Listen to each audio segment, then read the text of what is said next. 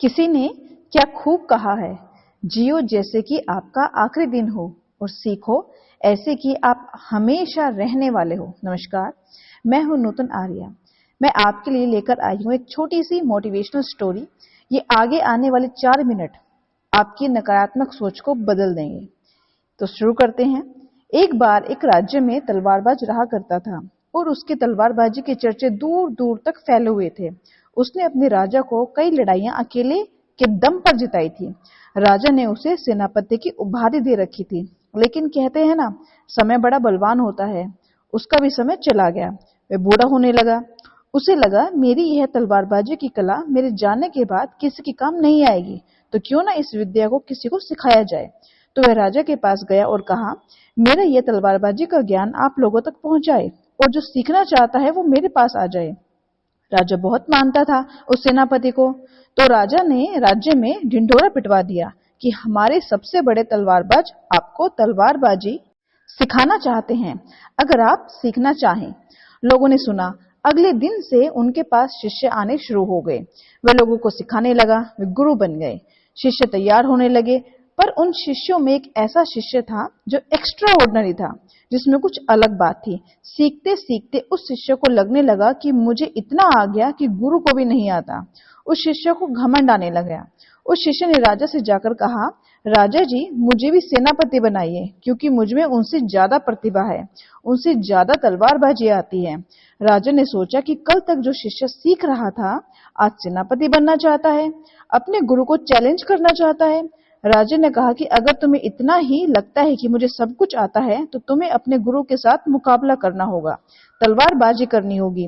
सेनापति तक बात पहुंचाई गई कि आपका शिष्य आपको चैलेंज दे रहा है, आपसे मुकाबला करना चाहता है। सेनापति जी ने सोचा, वाह, ये शिष्य तो बड़ा कमाल निकला। जब शिष्य ने सुना कि गुरु ने चैलेंज स्वीकार कर लिया है, तो शिष्य घबरा गया। शिष्य ने सोचा कि मेरा गुरु जो बूढ़े हो गए हैं, मेरे साथ मुकाबला करने के लिए तैयार हुए हैं, शायद उन्होंने मुझे कुछ बातें नहीं सिखाई है। अब शिष्य को चिंता सताने लगी। शायद कोई ऐसी ट्रिक है जो उनके पास है, मेरे पास नहीं है। उन्होंने मुझे वो ट्रिक नहीं सिखाई है और उसी ट्रिक से वो मुझे हरा देंगे। अब इसी चिंता में बात बढ़ने लगी। राजा ने इधर डेट डिसाइड कर दी। अगले 5 दिन के बाद मुकाबला होने वाला था। वो जो शिष्य था अपने गुरु पर नजर रखने लगा, छुप छुप कर देखने लगा कि वो क्या कर रहे हैं।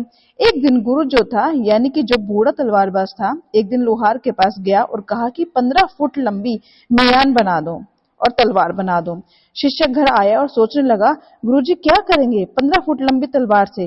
क्या मेरा सर धड़ से अलग कर देंगे? उसे बहुत चिंता हुई। फिर उस शिष्य ने कुछ पल सोचा और वो फिर एक दूसरे लोहार के पास गया और कहा, 16 फुट लंबी तलवार बना दो, 1 फुट एक्स्ट्रा लंबी। मुकाबले का दिन आ गया। 5 दिन के बाद मुकाबला देखने के लिए पूरा राज्य इकट्ठा हो गया। बूढ़ा गुरु और वो शिष्य, जिसे लगता था कि उसे गुरु से ज्यादा मालूम है, मैदान में उतरे। जैसे ही मुकाबला शुरू हुआ, गुरु ने तलवार निकाल के शिष्य की गर्दन पर रख दी।